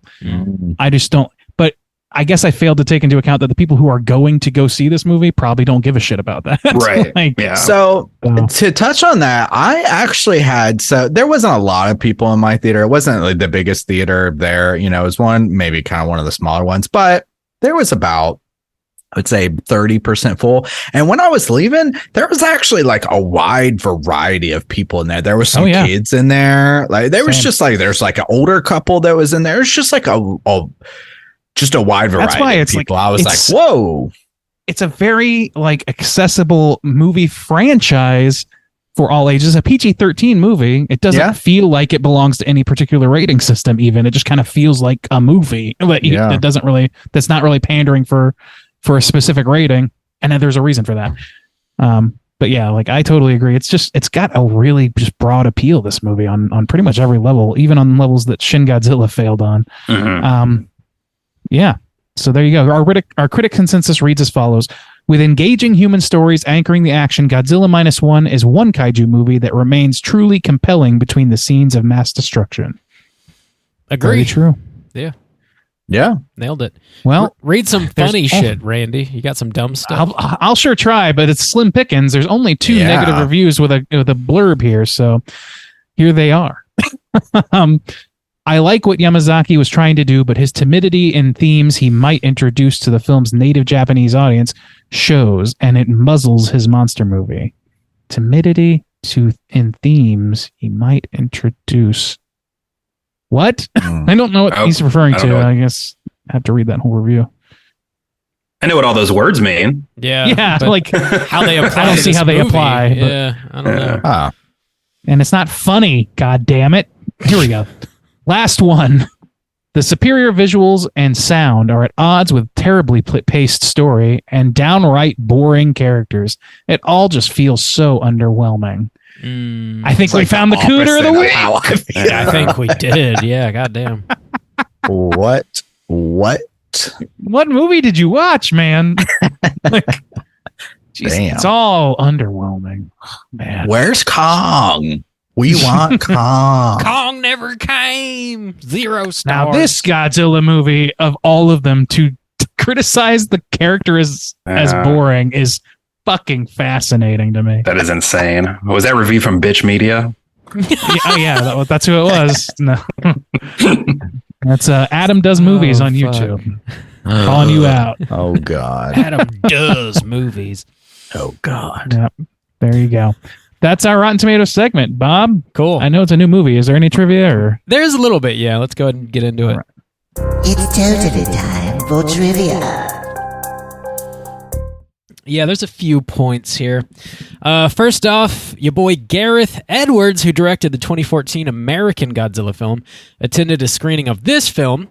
Edwards described a feeling of jealousy while watching this, stating, "This is what a Godzilla movie should be." Who said this? I concur. Gareth Edwards, the director of the 2014 American Godzilla movie. Yeah. Now, to be fair, he tried to make like a serious kind He of did, Godzilla yeah. movie. I liked it for. I liked it. Yeah, no, it was pretty. Like, It pretty was solid. mostly good, yeah. Yeah, that's fine. Not shitting on him. No, yeah, that's clearly he's not taking it personal. He's just like got that professional jealousy. That's honestly the most flattering thing that another artist can say to you is that I wish they're I made jealous the of your movie work. you made. Yeah. Holy shit. According to director Yamazaki, his Godzilla includes uniquely Japanese aspects. He goes on to mention there's a concept in Japan called tatarigami, which means spirits that bring calamity. And there are good gods and there are bad gods. Godzilla is considered half monster, but is also half god. Tatarigami, that's a concept I'm not familiar with. Have you guys heard of that at all? No, I'm looking it up. No, Yeah. not familiar with that. Maybe There it's is worth like Googling. I know I don't know if it's the same thing or not. Whenever like we go to like the museums and stuff, there are these like 4 deities that are represented for like north, south, east, and west. There's like a white tiger and a black dragon and a blue serpent or something. There's like 4 beings. Are you watching Legends of the Hidden Temple? I'm not. I'm trying to remember monkey. best. I The can't. choice is Blue yours. barracuda. And yours. But that's the only like relevant thing that kind of comes to mind. that might be a callback to that might be another callback to GMK, because I know in that one Godzilla's supposed to be an evil, like I said, he's a reincarnated spirit, and then he ends up fighting 3 guardian monsters that are supposed to be gods that protect different sections of the country. I guess I think that might be the same thing. Not sure. Cool. Yeah, maybe. Man. Yeah, I love that there's like a hard tie to Godzilla just being... They made Godzilla evil again, and they got the receipts to back that up. I love it. Hell yeah. What's next, Bob? Make Godzilla evil again. The name Shikishima of the protagonist in this movie coincides with the name of a squadron that conducted the first successful kamikaze attack. The Shikishima Squadron is what it was called, led by Lieutenant Yukio Seki, and it hit and sank the USS St. Louis in 1944, apparently. Yeah. This is like, you had mentioned it in your review, Bob, but like it's so true that like it's so brilliant to frame survivor's guilt by a kamikaze pilot who ran, like, because no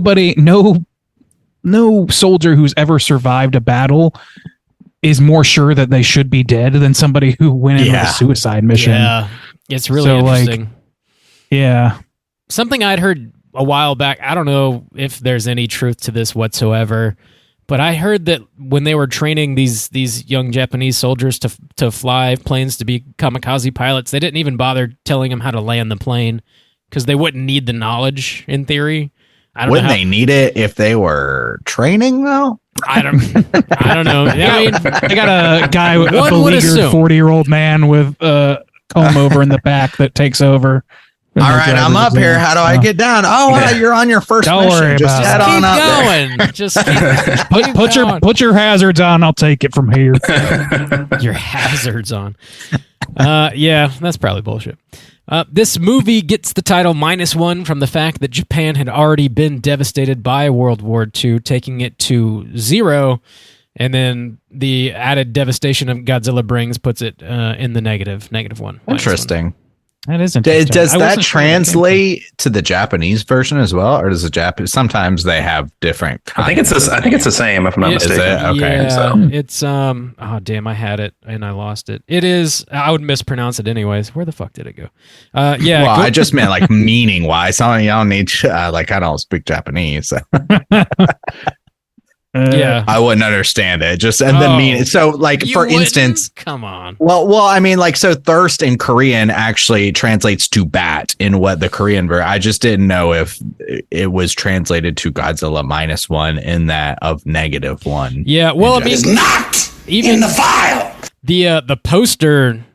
It just literally just has like a -1. It's not. Okay. It's not even written out in any language. It's just numerical. You know, I had assumed I never watched the trailer before watching this movie. I assumed that had something to do with like, okay, so they're doing something in an ice environment, or there's going to be some like, I thought it was going to be kind of built around like a frosty scenario, but they didn't really do that. That's unless you count Ghostbusters, Randy. That's next year. Yeah, the fucking You waited. Ghostbusters, the big chill or whatever. Ghostbusters on Ice, right? That's Ghostbusters on Ice. Yeah, that's a much better title for a fucking comedy movie. I got a couple more real quick. The announcement of Takashi Yamazaki, oh my goodness, as director created some concerns for fans. Yamazaki's prior war films have been viewed as nationalistic by some, particularly the 2013 film called The Fighter Pilot, which is based on a novel by Naoki Hyakuta, who is apparently a far-right author known for his denial of Japan's war crimes. And then I guess prior to this film, Shin Godzilla had also received a bit of backlash from fans over its perceived nationalistic undertones. I think we touched on that a little bit in our review of Shin Godzilla. I don't think we got too far. Now into that's it. interesting because I'd see what I was saying before. I thought it was kind of going the other way. Whereas, I mean, we've said they've had to like dance around it before, but in this film, there's people saying like, I was ordered by the government to kill myself. That's not what I should have done. And everybody else who survived is making it just survive. Even the pilot who was kind of angry at him for letting everybody die is like, survive, don't die, you know? And they even said like, we can't count on the government. All the people got to do this ourselves. So I didn't, but Maybe they're a well-regulated militia. Yeah, that might have been an assumption based on that fighter pilot movie from 2013, which who knows if that was accurately nationalistic or not. I don't know, but I didn't really glean that from this movie either. There's a lot of people that show clear distrust in the Japanese government. There's one character who just flat out says like, you know, Japan's government is in the business of keeping secrets. Like that's what they do best. Yeah. So, I mean, it's just I don't really get that from this movie. But I will say the captain does he's like shown as being like the skeptic of the government or whatever multiple times, but he does have that moment where he's like, "You're gonna follow the direct government's orders now." He's like, well, somebody's got to do it. I still don't trust him, but somebody's got to do it. And so it's like, I could see it, I think. Yeah. The last bit here is, this was a $15 million budget. And so far, worldwide, it's grossed a little over $34 million. So it's doing pretty well. Hell yeah. Great. Keep on 15 rolling. million. Wow. Yeah, it's good for Look at that, man. Surprising. This looks way better than goddamn Ant-Man in the fucking little Quadrillaverse or whatever. Quadrillaverse, yes. His little verse. You got you a little verse there, I see. Got a little tiny That verse. movie looked like absolute dog shit. It probably cost 10 times what this movie did. I'm sure it cost at least that. Anyway, that's all the trivia I've got. Let's talk Cooter of the Week. Straight chillin'. Cooter of the week.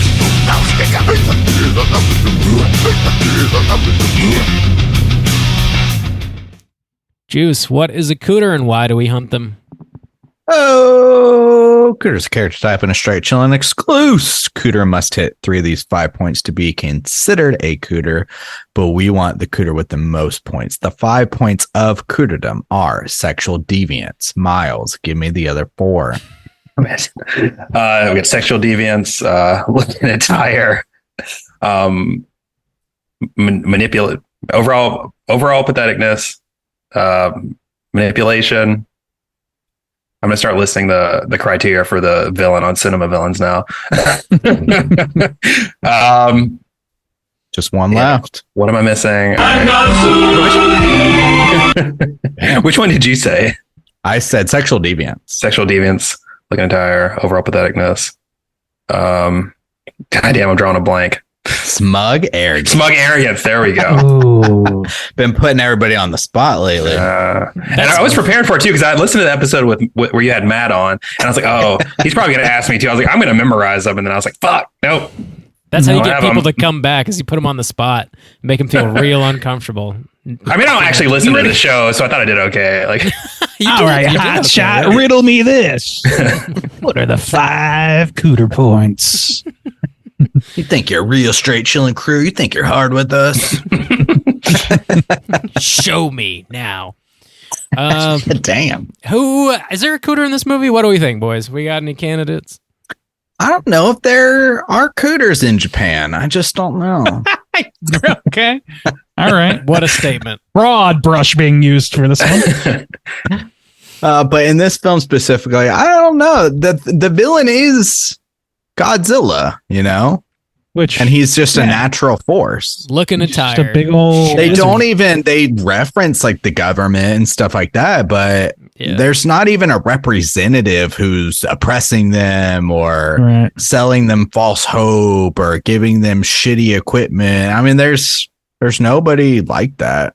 The only person that like comes across as sort of like, that's kind of a fucker is when you first meet the lady, his neighbor or whatever, who like calls him out for like not dying. Oh yeah, but then she's a sweetheart. But she turns out to be a sweetheart. Yeah, and also takes care of the that, kid. that helps push the story along in so many ways. And she had just lost her entire family and kids. So yeah, that's fine. Yeah, that's not going to cut it for Cooterdom. Jesus. No, I don't think there's anybody. I didn't see one. Movie. Yeah, that was kind of another refreshing thing about it is the conflict mostly resolves around Godzilla, which isn't a person. And so a lot of it is pretty positive and not bad things happen like a war, you know, and people coming back where their families are dead. But those are positives. But the things that focuses on after it establishes those things is the healing. They make their friendships. You know, they're creating this little family, and all of the conflict comes from Godzilla. Yeah, I just don't see anything else. No. Yeah. Miles, I just want to give you a shot. If there's anybody in here, who you No, I did not. I could not find any. I was looking. I think we're Cooter free. Cooter free. What do you think? Yeah, cool. Right. Sounds Way good. to go, Japan. Right on. Mm-hmm. Way to go, Japan. All right. Let's get into what we've been watching this week, fellas. Hey, gang, what you been watching? Miles, you been watching anything else of note this week? Yeah. It feels like there could be a better insult because by that time God. Randy. You can cut that out. Bumps got away from him. That wasn't even a bump. I just like opened the wrong tab apparently, Dude, and it just sometimes- I'm waiting for Randy's porn tab to get open. There's been a couple teases. One of these days, man, it's gonna. I was like, I don't recognize that bump, but It's gonna be a slip. I'm just gonna put porn sound effects in from now on. Please do. you should. Yeah, please. Yeah, I've been watching some other stuff this week. I don't know why I just got a itch in my ass to go back and watch the entire James Bond franchise, but I started doing that this week. I'm 4 deep. I got to Thunderball. A lot of these I haven't seen since I was a kid. I think I've only seen half of the James Bond movies, like overall. But they're really good. They've been getting progressively better. Every entry except for Thunderball is a step down from the first 3. That one's kind of boring, but they're really fun. It's interesting to see how early the franchise like gets its stride because all the kind of cliches and things James Bond is well known for. They're pretty, front and present, almost right out of the gate. What else have I been watching? watched a movie called, I rewatched The Mist. Rewatched The Mist because you guys reviewed it. Watched it with commentary this time. I just got it on 4K, that new set they released. Still good, still awesome. Watched The Avenging Eagle, which is a Shaw Brothers Kung Fu movie from 1978. Very good. Probably one of the best Shaw Brothers movies. And then only other thing I've been watching, I'm not even halfway through. I've been slowly watching it, but the YouTube channel In Praise of Shadows, it's a horror YouTube channel. He released 4 hours and 40-minute review of the entire Courage the Cowardly Dog franchise, where he reviews every episode. Wow. So I've been watching that in the background when I'm like, doing shit where I don't need to pay attention to the TV. But that's been fun. That's where our mini casts are headed, Good Lord, dude. That's a lot of work. Yeah. I like his it's a beefy stuff. boy. He's really good. Yeah, I like his stuff a lot. Yeah. Sweet. But that's about it. Nice, man. Randeezy, what you been watching? Well, let's see. This week, Beck and I won tickets to go see the National Tree Lighting at the Ellipse and outside the White House, and that was very fun. It was very fun to be in the standing section and then have people jockeying for position and pushing and shoving to try and get in once they open the gates to other people. And then the tree lit up like 10 minutes later, and then probably 75% of the people that pushed me left immediately. Very interesting time. But it was fun. We had a good time otherwise. Dionne Warwick performed. Other people I don't know. It was cool. Joe was there. My boy Joe. Not my boy. Let's see. I also, in the terms of media... I want to make that perfectly clear. Scott Pilgrim Takes Off. I did watch the entirety of that, and I enjoyed it. Like, it's a very different take on that show, but it still definitely keeps its cadence with the original show. That property, that in particular, the Edgar Wright film. It takes it in a completely different direction than you expect, which is counter to how they advertised it, and I always love that. A little bait and switch in the right direction. I enjoyed it. It's not the greatest thing on earth, but it was fun. I finally saw Pontypool. I enjoyed it. I still kind of like pondering on it, but I liked it. It was not what I thought it was. For some reason, I thought that was a foreign language film of some kind. I have no idea why I got that impression. Canadian. Yeah, you're right. Foreign. They spoke Canadian the whole time. They did. I finally got to see A Murder in Venice, and I had a lot of fun with that as well. That's like the ideal setting for a whodunit detective story for me. Obviously, I just love the horror aesthetic. Yeah, it's great. It's pretty great for me. Right? That's what it's called. Yeah, it's called A Haunting in Oh, Venice. Haunting. Okay, A Haunting. I was like, wait, that's Did I write the wrong thing? off. I wrote the wrong thing. You said murder, and I was like, it sounds Ooh. close, but Yeah, I was Okay, thinking this. A I was like, I Haunting don't in think Venice. that's quite Yeah, it, I was but like, what don't is the know word? what's wrong. It could have easily been that. You could, yeah, could all right.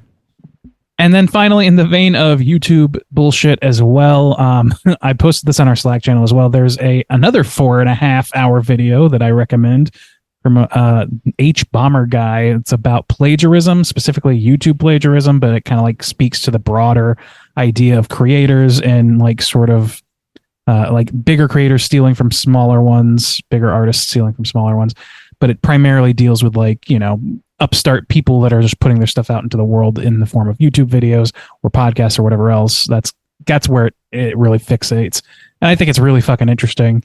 It's long as shit, and it's a little bit of a drama video, but set aside some of that drama stuff, and I think there's some like really fucking smart and interesting points to be made about why plagiarism is bad and what it looks like and what to do about it to some degree. It's pretty good. That's it for me. Sweet deal. Some long ass videos you boys are watching. I know. Juice. You've been watching some short shit? Just regular Regular shit. Yeah, Just been watching regular. I watched another Christmas horror film called The Day of the Beast. This is from the 90s and pretty solid. I probably, would have made my list had I watched it before I put that up, but I didn't. So maybe next year or something.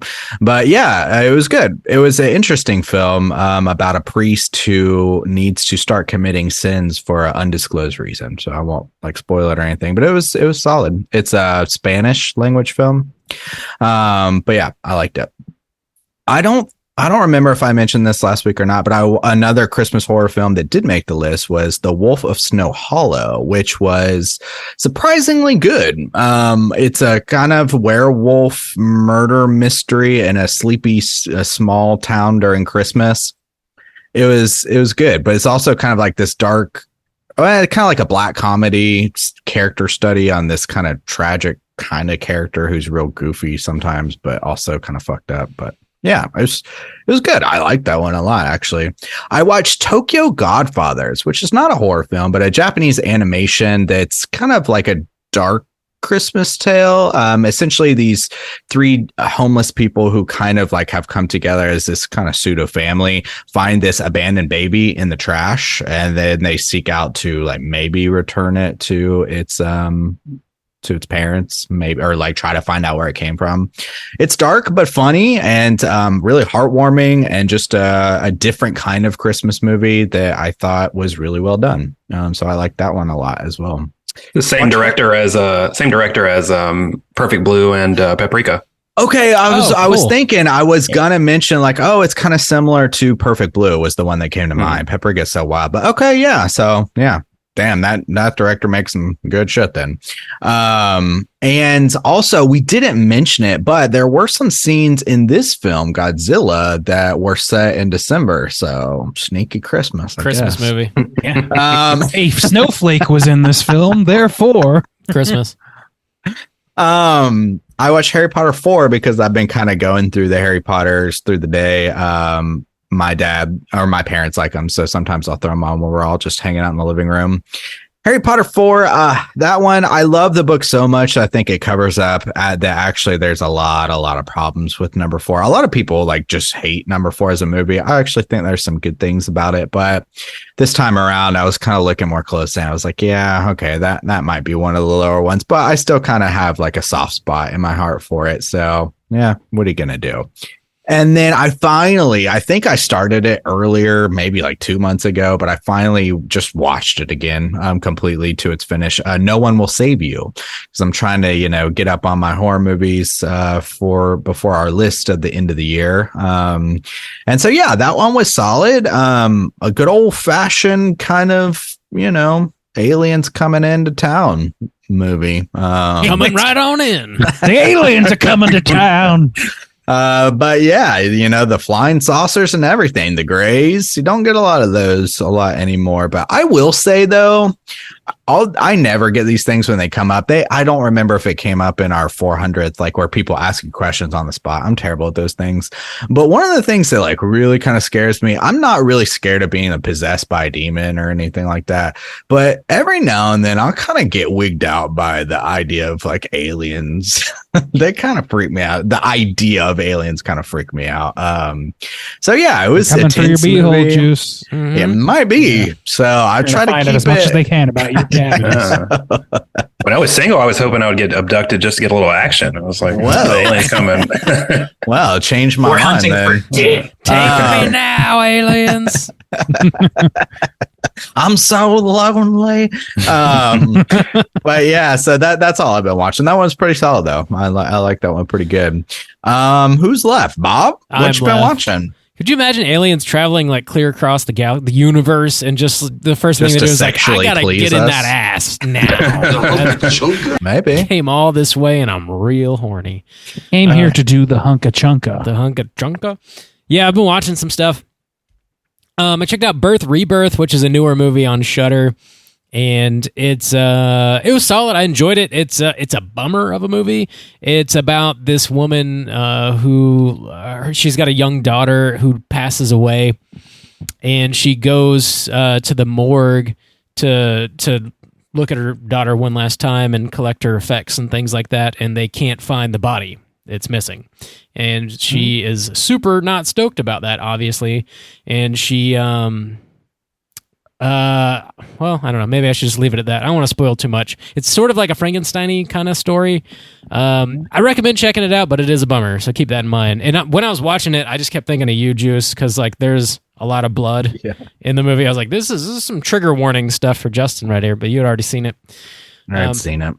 Pretty solid new release. I watched the, I'm sure, soon-to-be Christmas classic, The Mean One.